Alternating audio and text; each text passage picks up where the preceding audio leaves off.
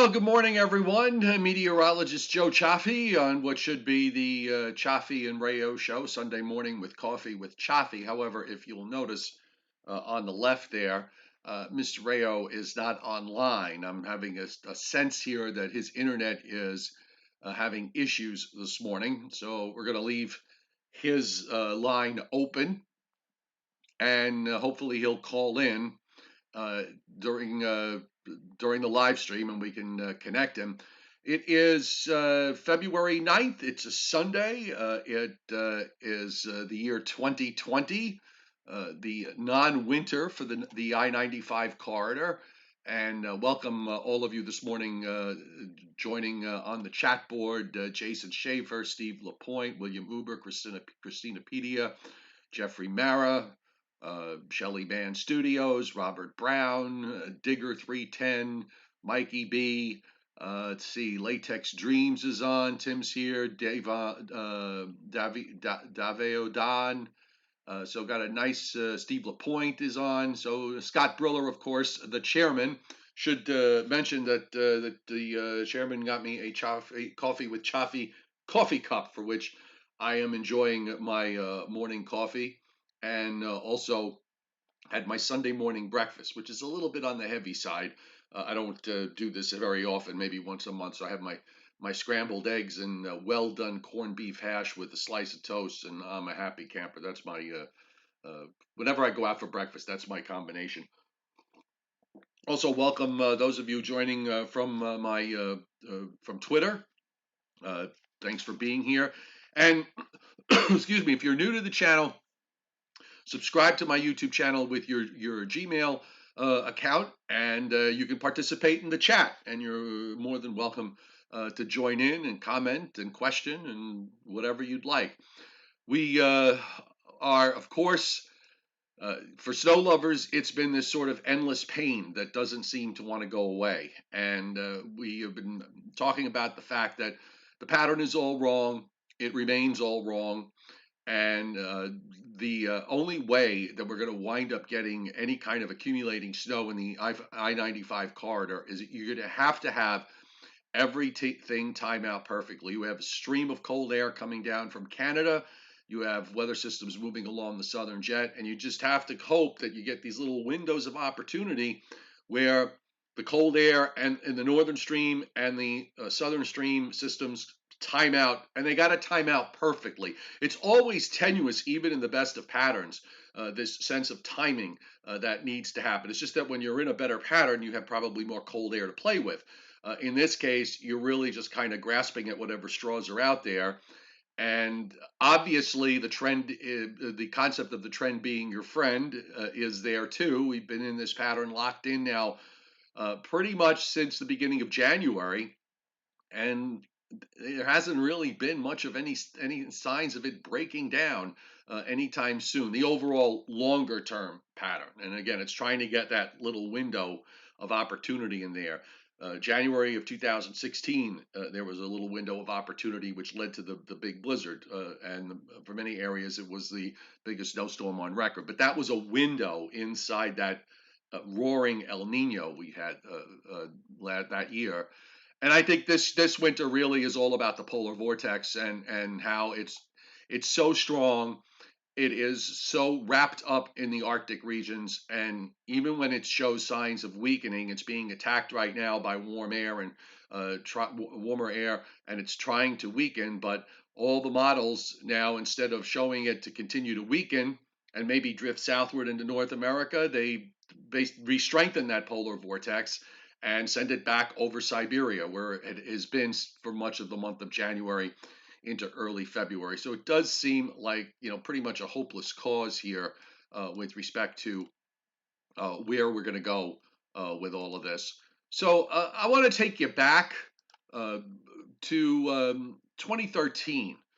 That was the yesterday into this morning, the anniversary of what, for my area anyway, for Long Island and southern and southeastern New England, is the great Snowmageddon snowstorm that produced a whopping 30 plus inches in a very large area. I've got some pictures of my neighborhood on on the next morning. One of the things that really stood out to me with regards to that particular storm the next morning when it was all done, and it ended right around sunrise, and there was an eerie quiet, but a beautiful quiet.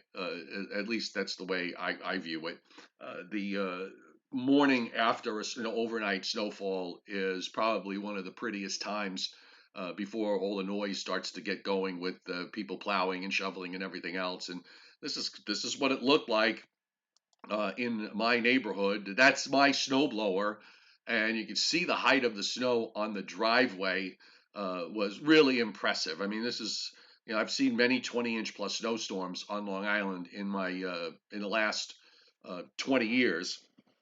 Didn't see none in the prior 15, but this was really the best of the bunch. And let me just roll back. I got a few more shots here. If you're on Facebook, you've already seen. Here's another picture of a wider view, and here's a close-up view of a dogwood tree. Well, it's kind of a wild growing Korean dogwood tree in front of my house, and the snow was up 3 feet from the bottom. And we have Mr. Rayo. Hold on.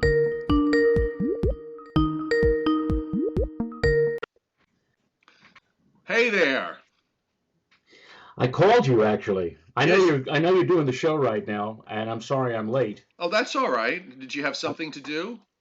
no, on Friday before I left to go out to meet our friends on Long Island, of course we had the big windstorm, and I was afraid I was going to lose power, so I shut the computer down completely. Oh, so yeah.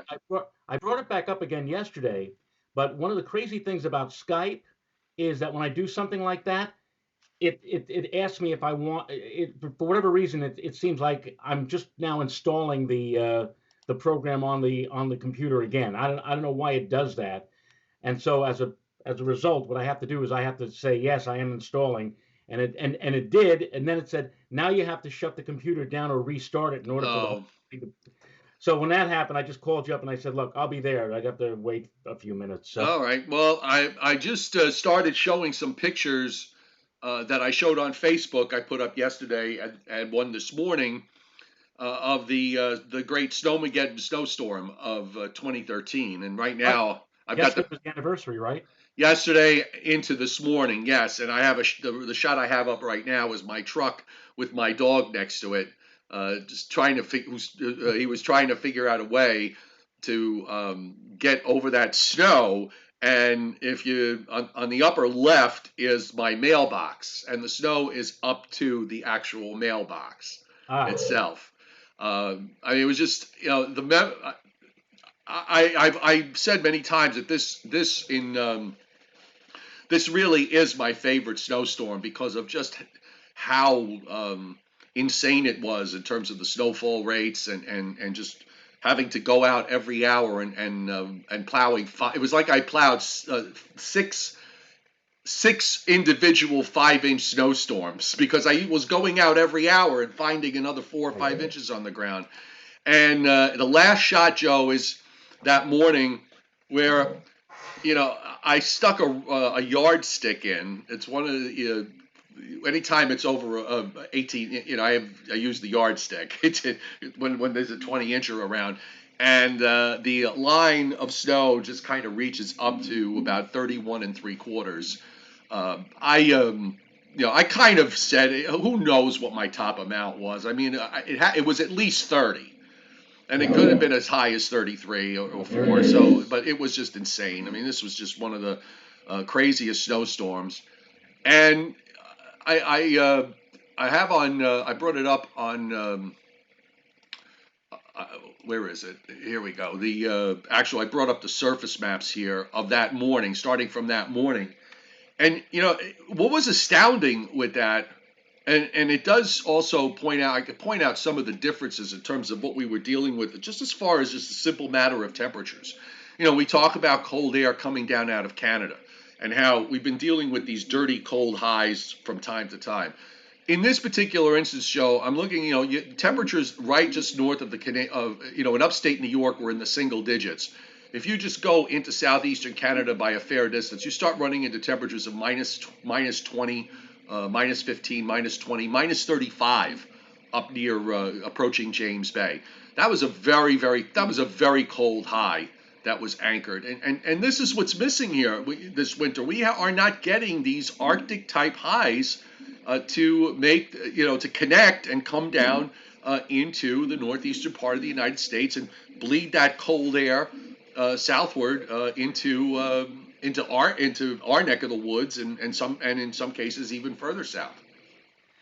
Yeah, it's going to be marginally cold at best over the course of this week. It is going to turn cold at the end of this week, but we have a couple of weather disturbances. I'm sure we'll get into that in a few moments tomorrow, and again another one on Thursday. But again, without any of that really cold air to help for the snow lovers, it looks like it's going to be again more wet than white. Although I must tell you that I had a brief burst of snow here yesterday up here, and we had everything coated with snow, and we had another round of snow as I slept last night. We looked out the window at 7 this morning, and everything else was coated again. Now my driveway is back to blacktop. My deck still has that coating, but these are the cheap thrills that we're getting this month of February, in a month that looks like it's going to be devoid of any really cold air and any kind of real threat for any kind of significant snowfall besides just a coating or a dusting. Yeah, and here in this particular instance, back to the 2013 storm, you had a a weakening primary, and you can see it here in southwestern New York. The secondary at this point was down to, what is that, 1,096, 92, less than an 88 low southeast of Cape May. And you think back to Friday. Okay, Friday's storm system with the 973 low near New York City at the peak, and of course we had all that convective action in what we call the comma head that developed in intense storms. You get that signature on the satellite and on the radar. It's kind of a comma shaped head around the low. And what happened was that from just east of New York City over me and over southern Connecticut and Rhode Island and southeastern Massachusetts, I got into that comma head. And it sat over me for a good part of the night.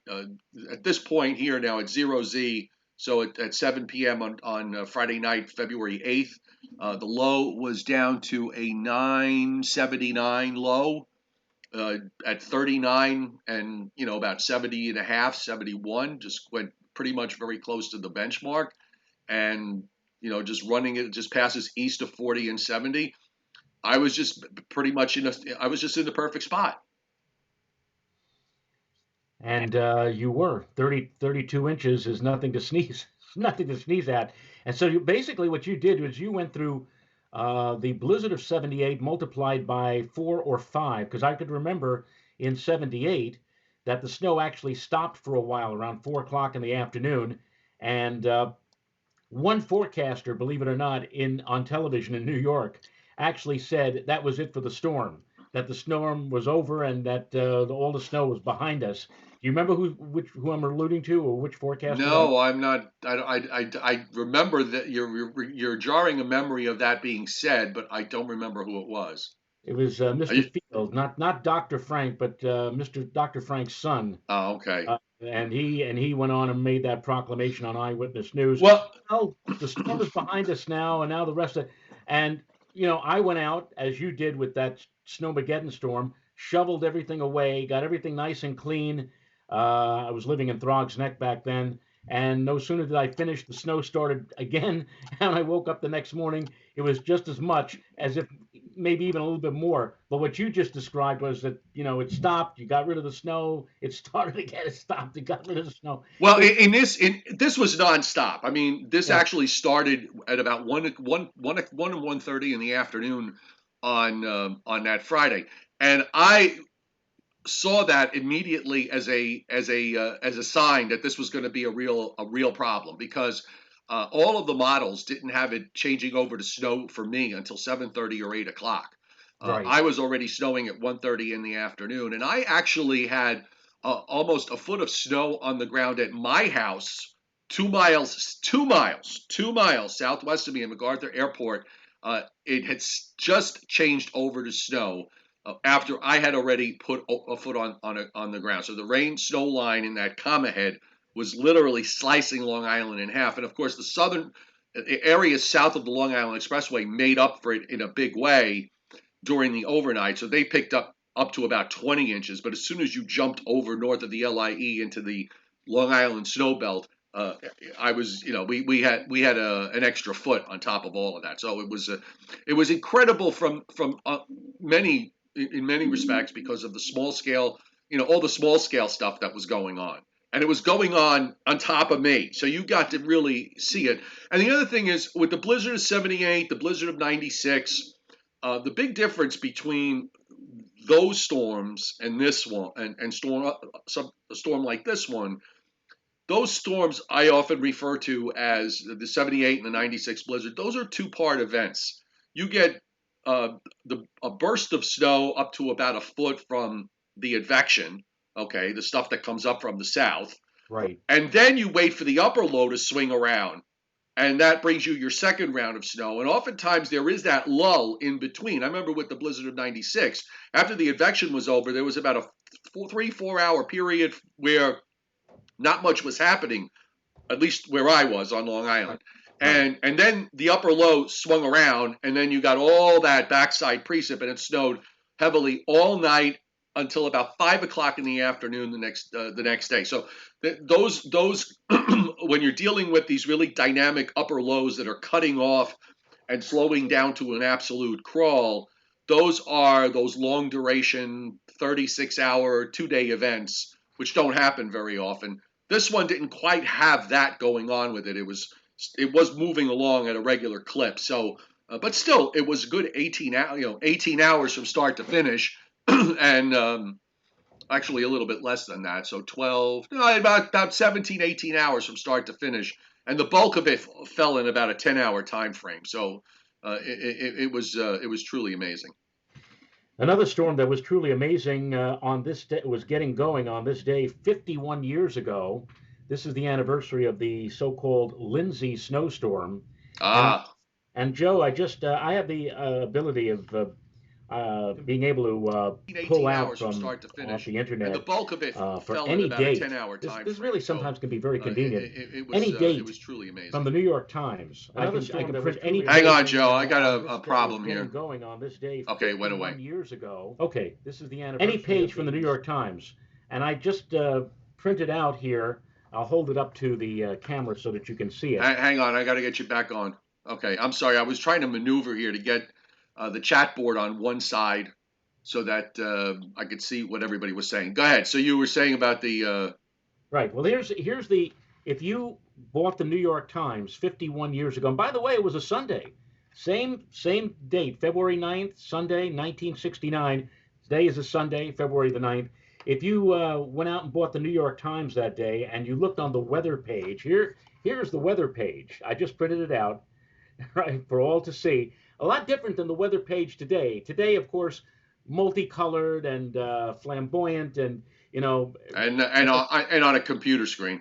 On a computer. Well, the thing is, look at this. Isobars. This was the actual national weather. Actually, it was not even the National Weather Service back then. It was the United States Weather Bureau. And they gave a very concise, complete weather page. I want to read you the forecast. This is for February 9th, 1969. This was issued the night before, actually. This is as of 11 p.m., United States Weather Bureau for that Sunday. New York City, snow changing to rain and ending this afternoon. Highest from the mid to upper 30s, winds east to northeasterly, 10 to 20 miles an hour, shifting to northwesterly, 15 to 25 miles an hour overnight tonight. That was the forecast. And of course, as we all remember, those of us of a certain age, it started as snow. It never changed to rain.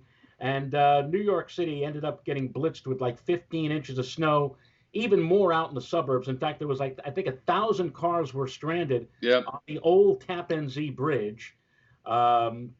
The whole tri-state area was paralyzed because everybody was expecting mainly rain. The guys who were supposed to plow couldn't get to the plows because all the snow was already out on the roadways. And all And the bosses were down in what, the Bahamas or Florida or something on vacation or and something like Mayor that. Lindsay and Mayor Lindsay, of course, got the blame for all of this, and the schools didn't open for 3 or 4 days. So it was a real Especially in Queens. Queens got yes. hit very Oh, hard. Queens never got plowed, and that was on this day 51 years ago. And I think the official snow accumulation is like 15.7 inches. But as you and I have already discussed many times, back in those days, they didn't actually go physically into Central Park. The national the weather guys, they would Right. just go out on the street and stick a yardstick or a ruler onto the top of a car, let's say, or whatever. I'm sure there must have been more than 15 inches with that storm. Yeah, I was thinking about that. One of the things I was thinking about along those lines the other day was the fact you wonder, you know, we've seen this bonanza of 20-inch plus snowstorms in the last 20 years. Uh, but I wonder sometimes whether because of how reliable the statistics are going back when you go back into the 80s and 70s and 60s and earlier, when there could have very well been 20-inch snowstorms. They just weren't measured the same way. Did they whiteboard it? Where you Right. measure it every hour? I don't know.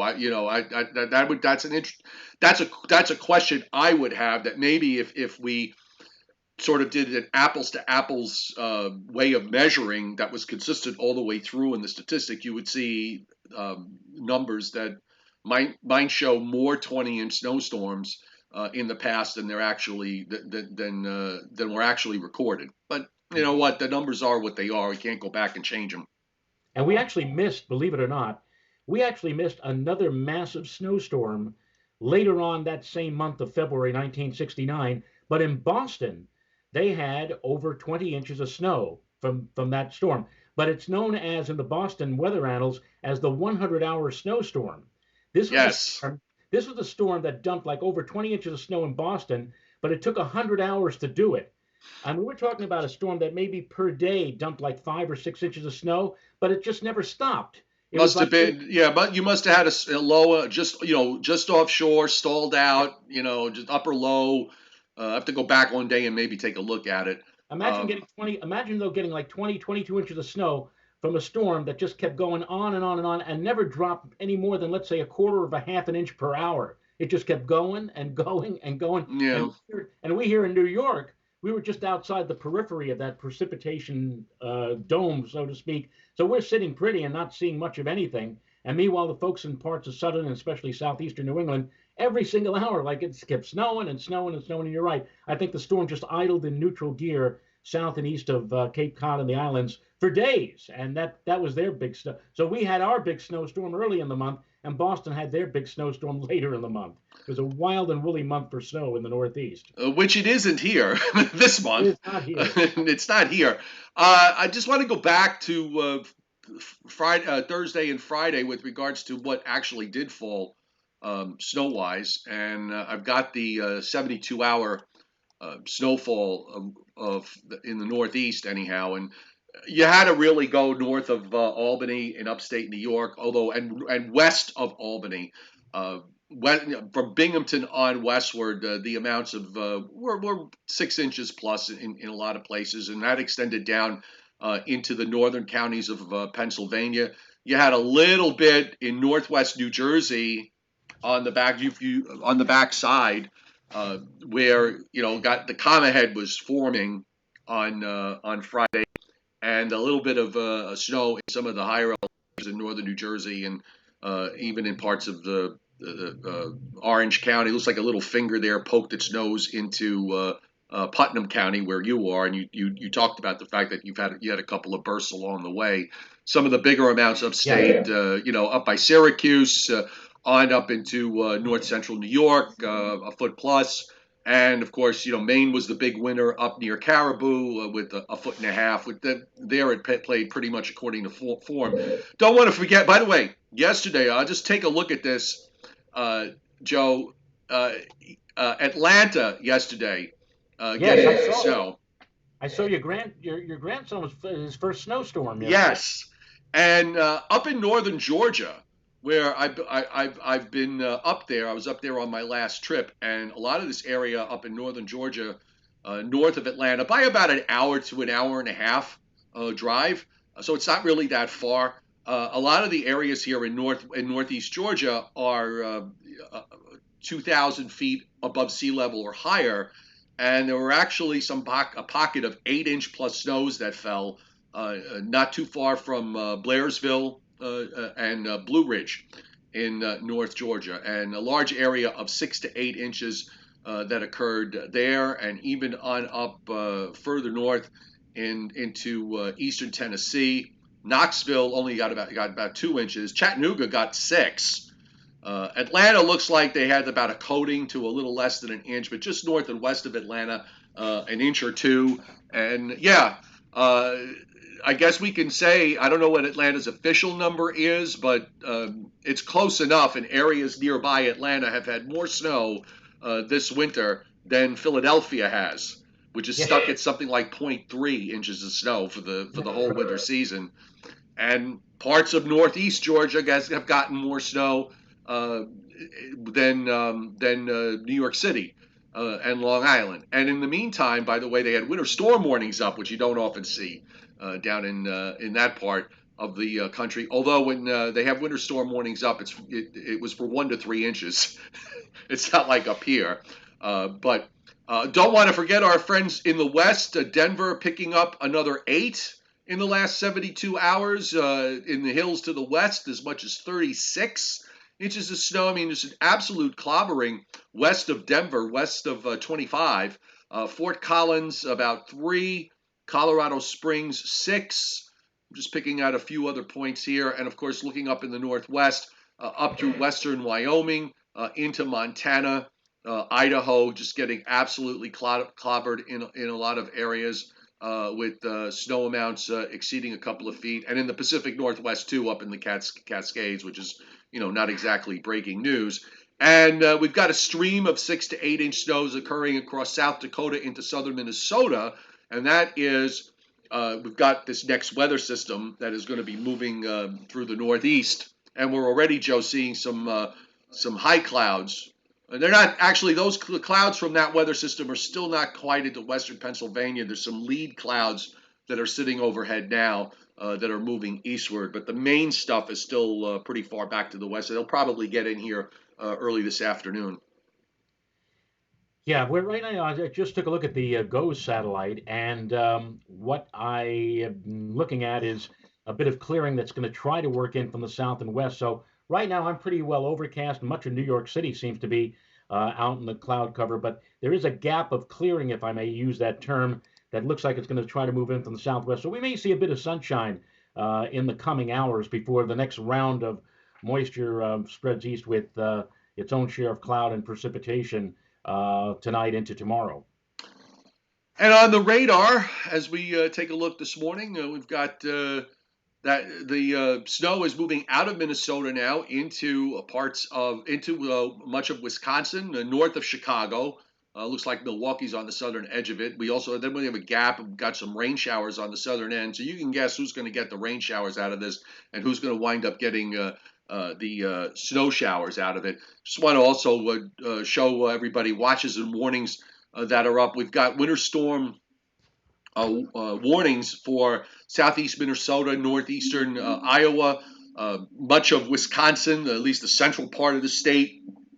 Advisories south to Chicago and points further south in northern Illinois, Indiana. Advisories up in Michigan. Flood watches up for the northern half of Mississippi, Alabama, and where it has just snowed in North Georgia and southern Tennessee and the western Carolinas. Winter storm watches up for much of the state of New Mexico, and some more winter weather advisories for Colorado, and even a few winter weather advisories, winter storm warnings, and wind advisories up in California, particularly in Southern California, north and east of Los Angeles and east of San Diego, as they're participating in a little bit of energy that is coming up from the south.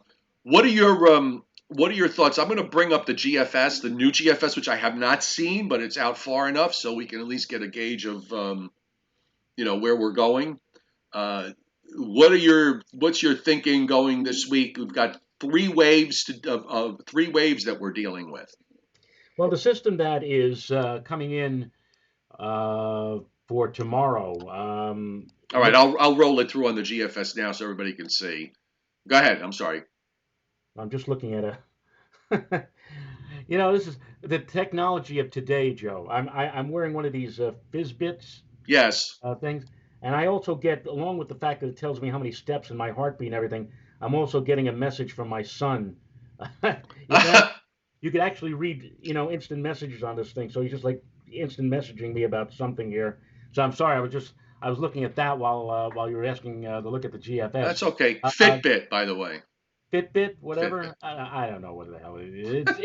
It's technology of the 21st century for us. Yes. Anyway, Dick Tracy. Um, Exactly. the column looks like it's going to initially be cold enough for maybe a bit of snow, but again, as we have seen so many times with that high offshore and the winds turning into a southerly or southwesterly direction, it inevitably or eventually is going to change over. It looks like to just plain rain from later tonight on into tomorrow. Initially, when that precip arrives, it again may be cold enough for a little bit of frozen precip, but then it looks like it's going to turn right over, even where I am up in the Hudson Valley, to just plain rain. And if you want snow out of this tomorrow, it looks like you're going to have to travel on 87, the Northway, to Albany and points north, because that's about the only places where it looks like it's going to hold on to the snow for at least an appreciable length of time for snow lovers. But down here, it looks like once again the same old story.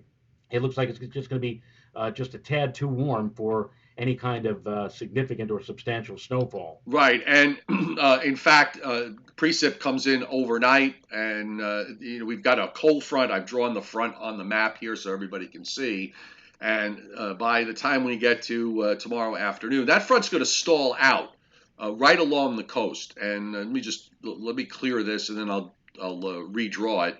But we're going to have a stalled front pretty much on top of us, and there's another wave that is going to be coming out of this and bringing some more rain Monday night into Tuesday morning. Looks like the NAM wants to push that second area, that second wave, a little bit further to the north. So we'll get that rain through here. And then here comes the third wave. And the second system kind of pushes the front pretty far to the south, at least initially. So, you've got the weather front now down in the southeastern part of the United States, and it kind of goes back to Texas, where we're going to have our next wave that is going to be coming out. The problem is that the air here behind it is not really especially cold. It's a little colder probably than what we have now. And of course, when we move this wave along, there's your low in northern Alabama. And by the time we get, I'm sorry, the GFS, northern Alabama, it moves into eastern Kentucky. And also, take a look, Joe. There is cold. There is actually a system in the northern stream with a weather front, and there's cold air, rather, at least a cold enough air that this is what the models were reacting to with regards to Thursday, going back to yesterday and the day before, trying to show this thing slipping out underneath us because the northern stream cold air would get in here and basically try to help suppress the system to the south. This, I think, would have been the only way that you could have wound up seeing any snow out of this. But what's happened in subsequent runs, Joe, is that the fact that the wave comes out a little faster, the cold air comes down a little slower. So what happens? The precip gets here before the cold air does to the north. It gets here in time for upstate New York, north and northwest PA, central and northern New England. But for the coast, yep. I mean, even now, it's not even enough to call for snow at the start, except maybe up by you and in northwest New Jersey. And then the low goes by, and then of course it turns much colder and drier as we go into the end of the week and into next weekend. We'll have a shot of cold air, but unfortunately for snow lovers, once again, the timing is all wrong. And yeah, and part of the problem is the fact that we have that big ridge in the southeastern states, that high pressure ridge that I don't want to call it a heat pump, but because of the fact of the placement of that thing, that subtropical high, that is the thing that the cold air to the north has been trying to buck up against. And again, this is not the polar vortex still has the lion's share of the cold locked in over the polar regions. It's just Right. these little spurts of cold air that are dropping on down, but that's not enough to remove or to push that big ridge over the southeastern states out. And so this is what we're stuck with. We're stuck with periods of marginally cold air, which seems to be going bye-bye every time we have some kind of a disturbance move our way, and we're going to see that happen more than once this week. Well, I just have up now the upper air for Thursday afternoon, and this is where you do have that momentary connection that we have been sorely lacking all winter long, where you get the flow to come down from northern Canada, so you get these little bursts of cold air. And again, the timing here is wrong. The models have backed off on the idea of that northern stream being more important.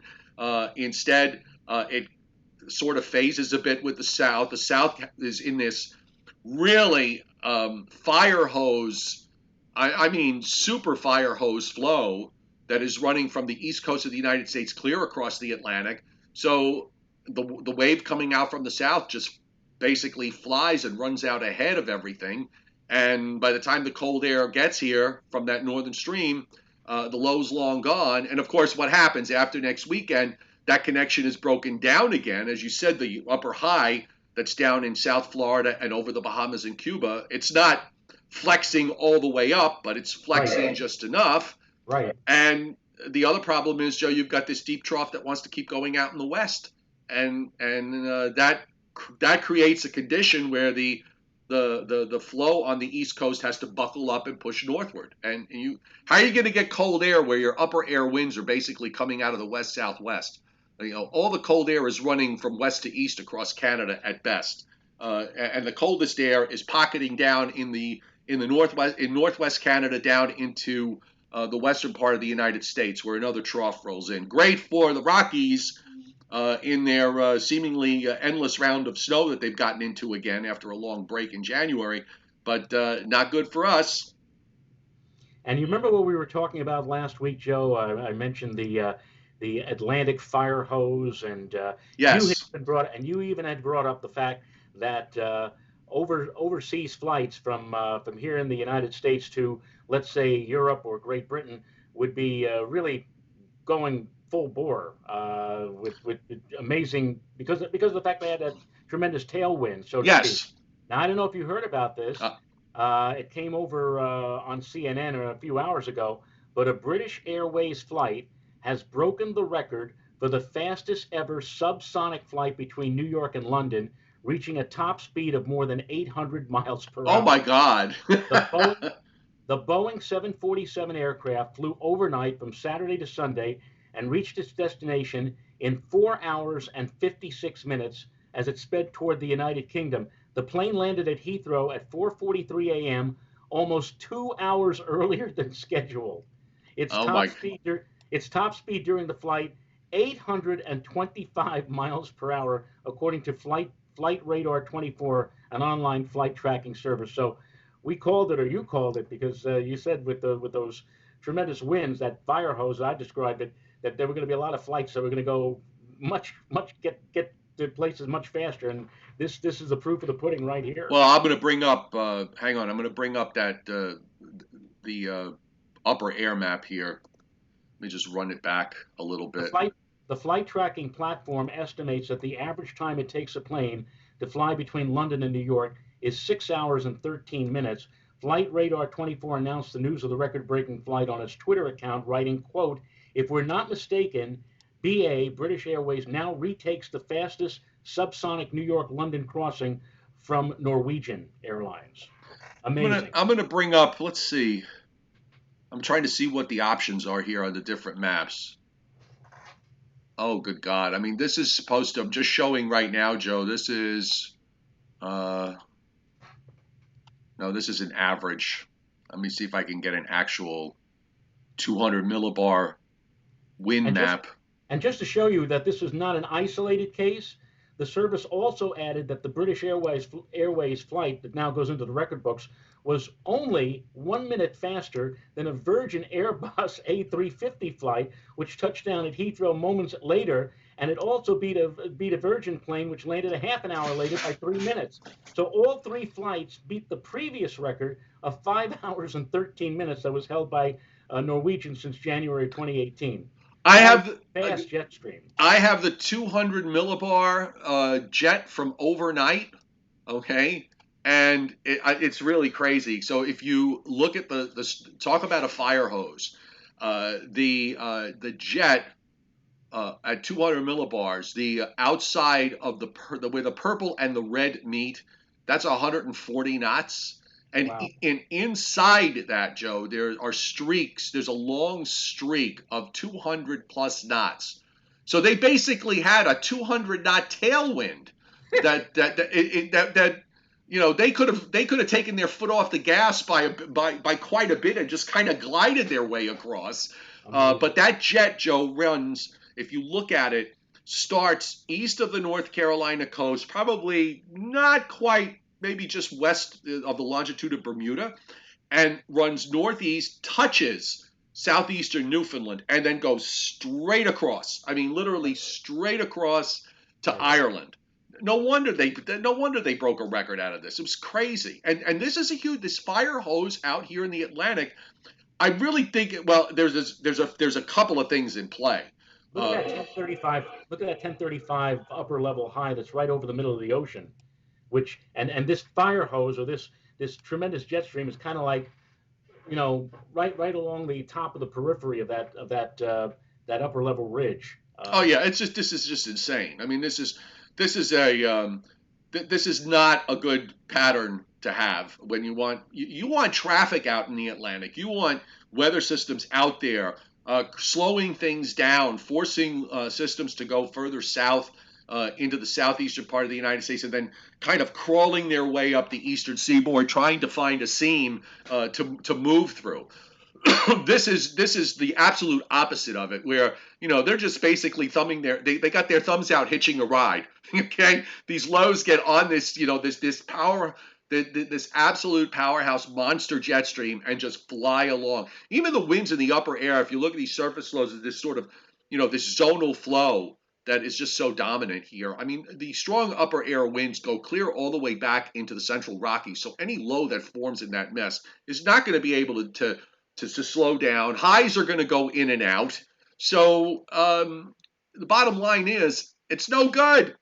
It's totally no good. I'm thinking being on that plane. But by the way, it was a 747. I thought the 747s were all but retired.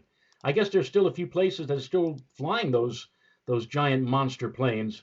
But with what I'm reading here with this British Airways flight, I'm thinking about that Twilight Zone episode, The Odyssey of Flight 33. Yes, They get exactly. caught up in that weird jet stream and they go back like a million years or Right, whatever. and they have to keep going back and forth trying to get it right, and it Right. doesn't happen.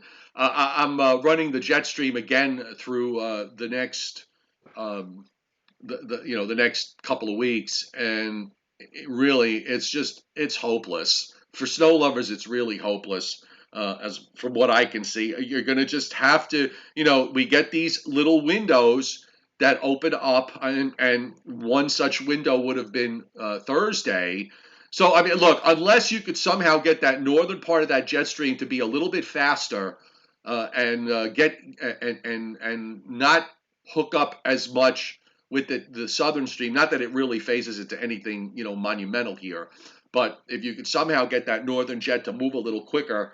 But the fact that the model has gone from doing that to doing something else is kind of telling you where this is all going to wind up. And then one other thing to point out as far as the long range is concerned, I mean, of course, we're only at the 252 hours, and this is around February 20th, and it looks like we're going maybe into another one of those moments where the upper air wants to create maybe another small window in the long range. I want to just bring up the stratosphere, which is someplace we go here from time to time, but not that often. And here's something that is totally discouraging if you're a snow lover looking for something late to happen, because before you know it, we're going to be into March. But take a look at this. what's going on here we've been struggling with the fact that the polar vortex in the stratosphere has been this really, really strong, wrapped up, tight ball sitting over the North Pole or over Siberia, trapping all the cold air in the Arctic. And what's happening right now is there's actually a bit of an attack of warm air that's causing it to stretch and split, or at least for a whole day, okay? Which you would look at this and say, all right, if it could only continue. But the problem is, and the models have changed somewhat since late last week, where they were trying to show the polar vortex a little weaker and then drifting southward into North America. I think the implications on that would have been that perhaps that would have created a bit better of an overall pattern for a little while, but that came to an end late last week when suddenly the models have gone into another direction here, where the polar vortex not only starts to strengthen again, but after trying to move its way down into northern Greenland, goes right back up towards Siberia as a powerhouse monster as we head toward the end of the month. And this is the upper air pattern in the stratosphere that we've had through the month of January. If this is right, you know, if this is right, the idea of the fat lady singing back a week or so ago is going to hold, because you're not going to be able to do much with this if all the cold. You're going to need more Arctic air to try to come down, not less, as you get into late February and March. And this really just, locks it up in the poles, and who knows? Maybe we'll get into a blowtorch pattern come the time we get into March, a real blowtorch pattern. I don't Yeah, know. look at that high pressure, that ridge of or rising pressures over northeast Siberia, moving into Alaska toward the end of the month. Yeah, And meantime, the vortex still sits literally right over the poles. And the only chance of any kind of cold air for semi-frigid air looks like it's going to be contained to places up in the northern part of or northwestern Siberia, or the like Norway or Svalbard. I mean, like yeah, way up, because way that up. polar Terrible. vortex has got the cold air so locked up that throughout much of Europe and into western Russia and western parts of Siberia, there has been absolutely no winter there this year. It's been snowless, and it hasn't, and it's been on the warm side, particularly in Western Europe. Crazy. It just is what it is. It is So, what it is indeed. so that I think that pretty much sums it. There's not really a whole lot more that we can say with regards to. I can just take a quick look. I'm going to do this off camera. I'm just going to take a quick look at the icon. Uh, sometimes the icon can give us a little bit of a clue as to what the European's going to do. But the European's been insistent that this low is going to track to our west and north. The primary was going to go west and north anyway. So I can't imagine that it's suddenly going to be any different. Just really quick here. Come on. So I'm just rolling back. I'm looking at the Yep. icon myself right Yeah. I now. mean, look, yeah, it's a no go. And of course, you get this shot of actually some rather cold air for late next week into late next weekend. And then here are all the southwest isobars from Texas to the Great Lakes. And the high goes out off the North Carolina coast, so you're cooked over there. And I guess we're going to take a look at to see how much of the Canadian is in. Canadians had its upgrade, and so far I'm not exactly impressed. Yep, I mean, look at the Canadian here. So here are your waves. Wave one tonight. Wave two for Tuesday. Wave three. Look at the low goes to Pittsburgh, and then redevelops in the Gulf of Maine. And there's nothing new here. Cold air follows. High goes out, and then it's only out to 156 hours.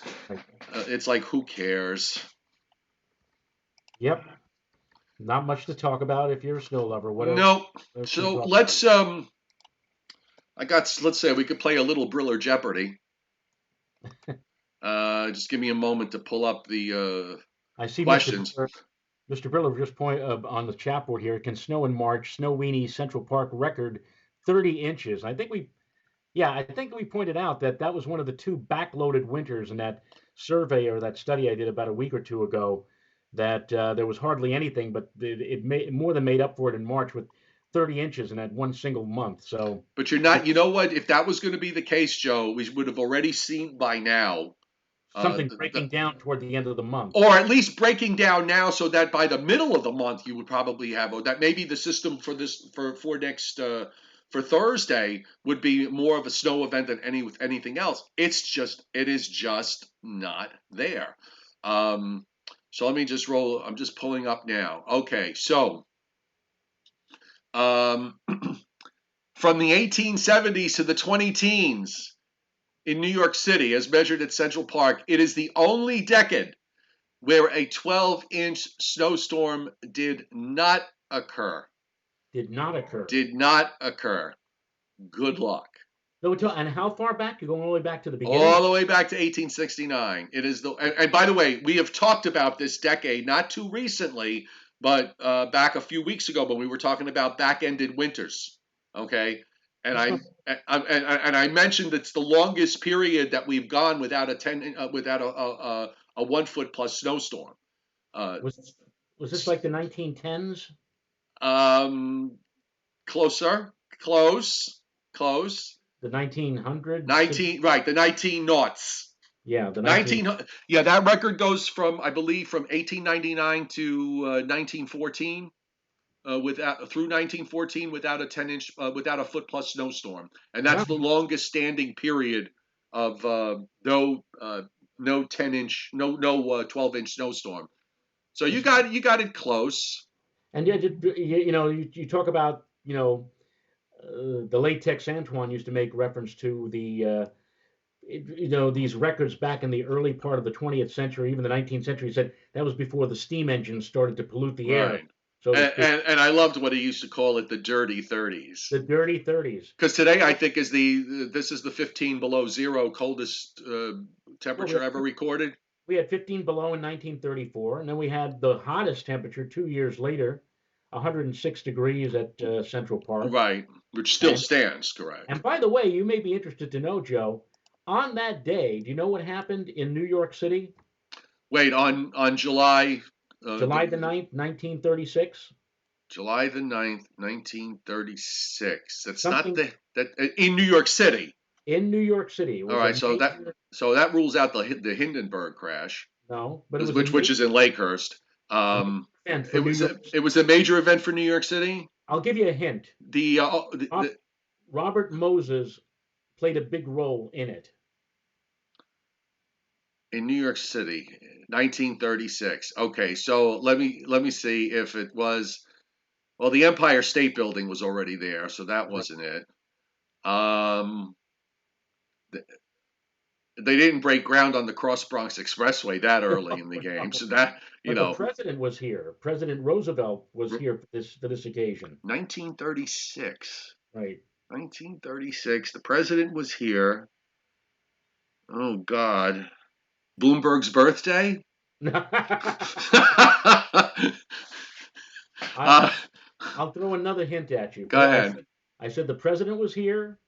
I said Robert Moses played a big part, and I'll just mention three initials: RFK.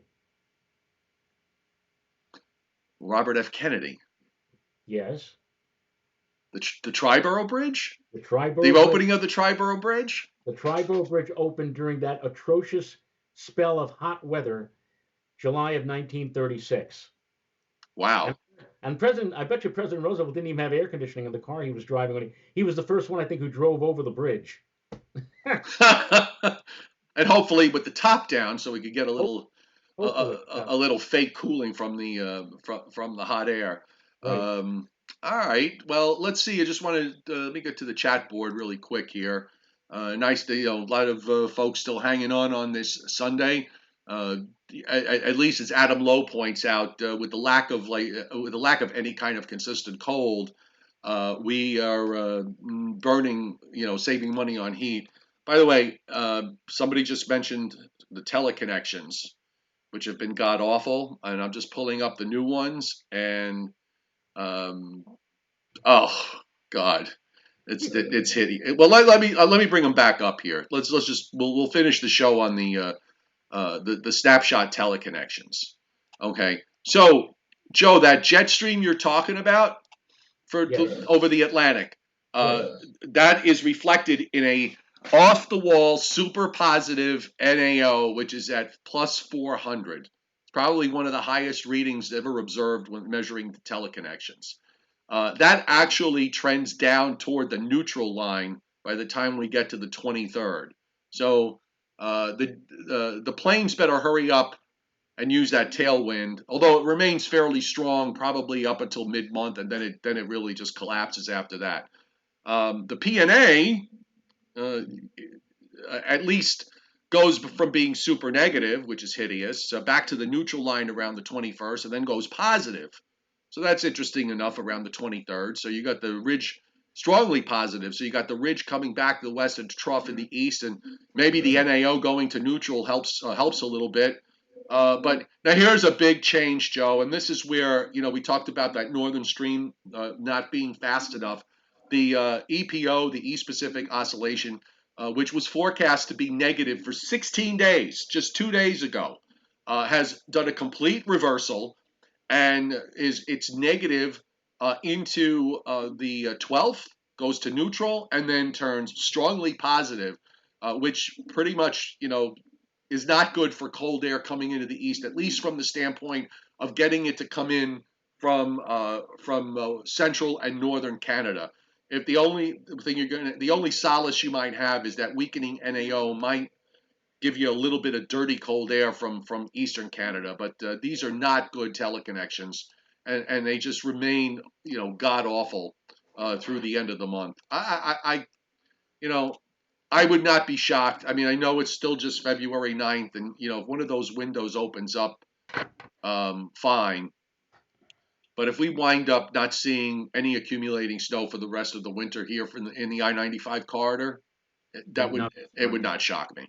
It would Mm. not shock me. So, what are your plans this Sunday?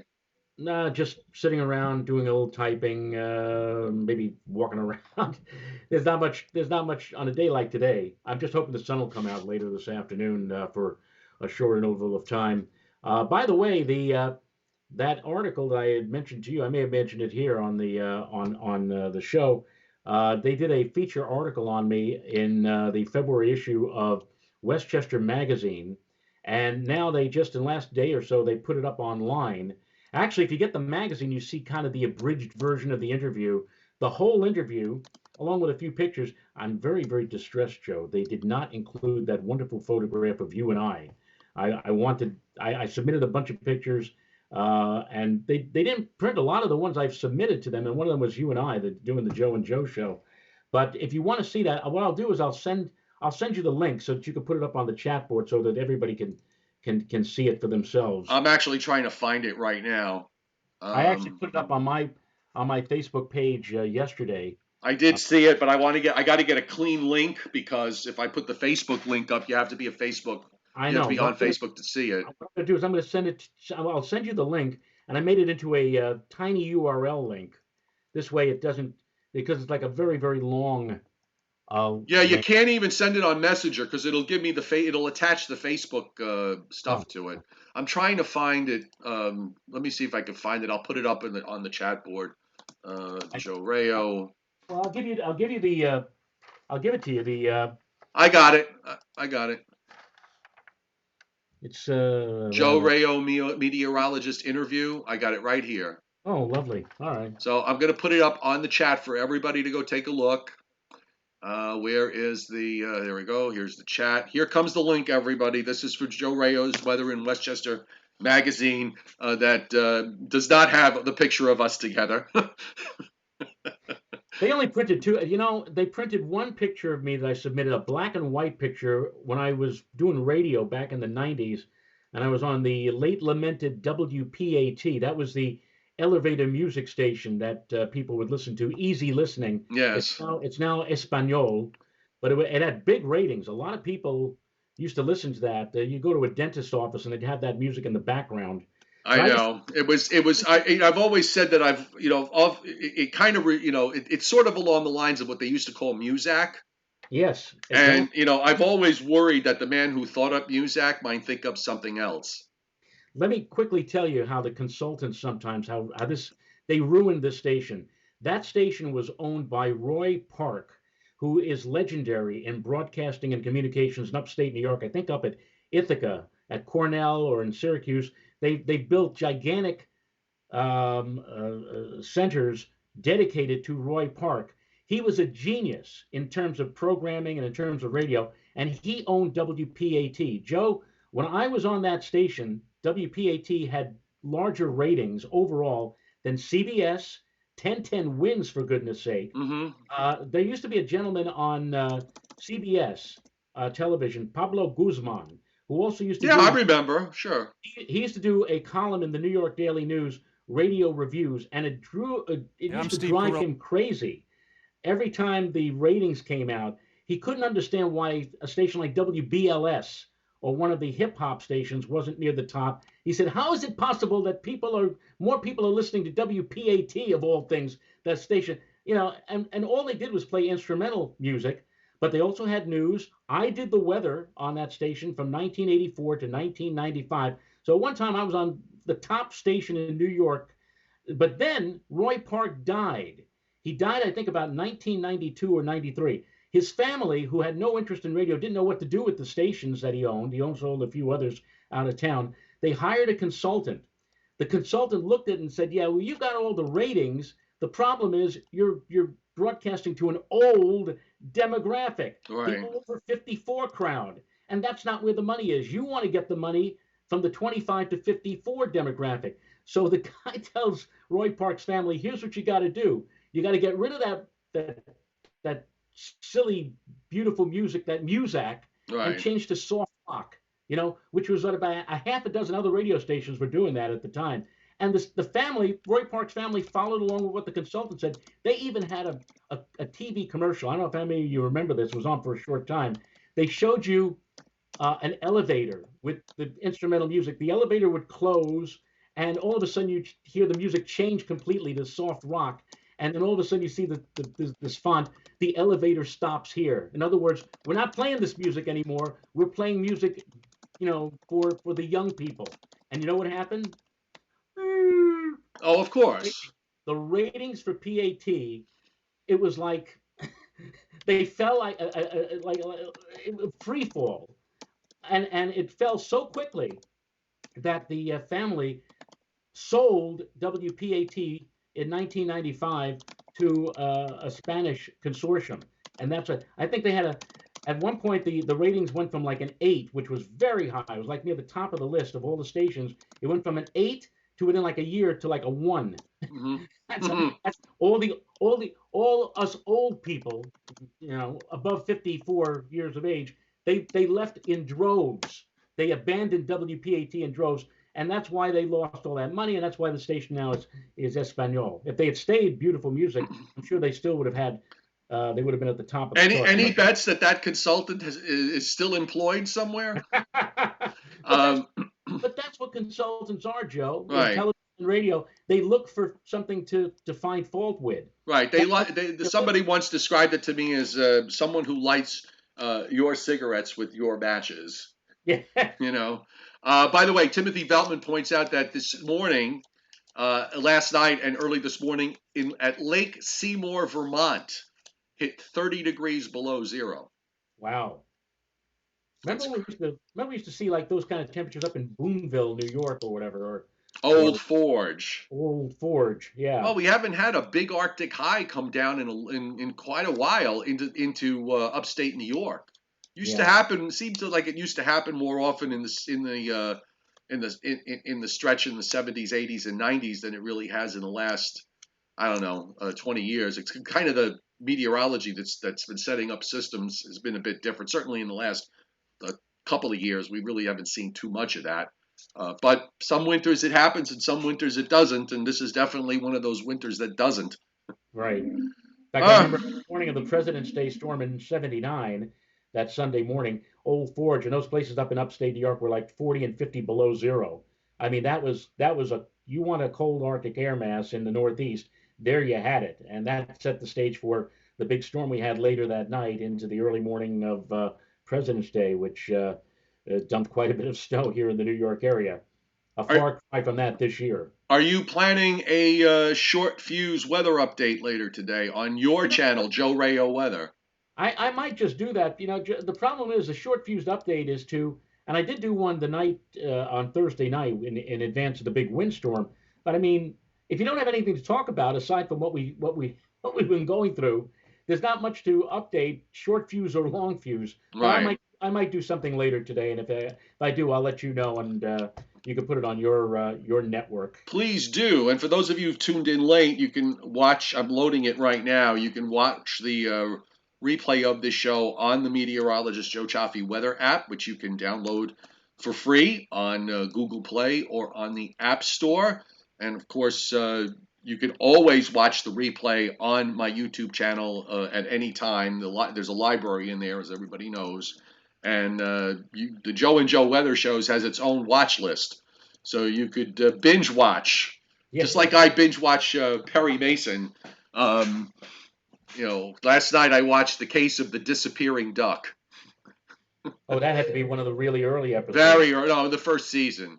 That the one is that the one where at the end when they're rolling the credits, you see in the lower right hand corner or lower left hand corner the sponsors Yes, beads of bleach. Beat so yes, exactly, precisely. All right, buddy. Have a good And by day. one other thing, Yes, sir. Paul Drake, who's the actor who played Paul Drake? William Hopper, Heather Uh, Hopper's son. Hopper. He was in two of my when I was a young boy. I was into monster pictures, and I didn't even know it until I did a little research on Wikipedia. Two of my favorite monster pictures. He was on one of them, 20 million miles from Earth, All where right. they a creature from the planet Venus, which keeps getting bigger and bigger and bigger. And they actually it's staged in Italy, and they opened up the cage and they had an elephant battle this monster. I don't know if you ever saw that before, but William Hopper I think was I did. William Hopper was the star in that movie, and he was also the star in another movie called The Giant Mantis, where a giant praying mantis is unfrozen from the Arctic regions and flies on down and gets stuck, I think, in the Queens Midtown Tunnel in New Oh, too York. funny. And he was in that, and he He was in was one of also he was also in um, the Broadway version, and then brought to the screen right around the time of just before the start of the Perry Mason series. He in a multi Academy Award nominated movie, The Bad Seed, uh-huh. which if you've never seen, have you ever seen The Bad Seed? I've heard of Oh, it. you have to see it. It is one of the most. It is a very very. It's a very difficult movie to watch Uh-huh. because you have a 7 year old, a 7 or 8 year old little girl who's a mass murderer.